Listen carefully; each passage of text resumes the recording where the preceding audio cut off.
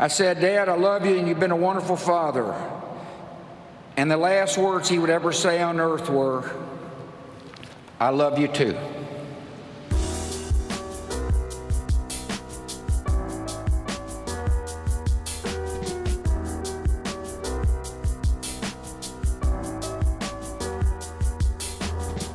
And he showed me what it means to be a president.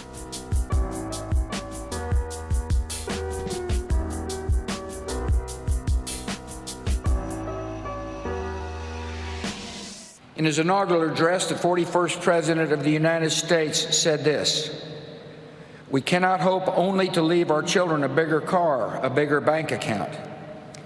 We must hope to give them a sense of what it means to be a loyal friend, a loving parent, a citizen who leaves his home, his neighborhood, and town better than he found it."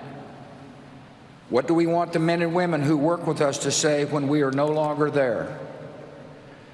That we were more driven to succeed than anyone around us, or that we stopped to ask if a sick child had gotten better and stayed a moment there to trade a word of friendship. Well, Dad, we're going to remember you for exactly that and much more. And we're going to miss you.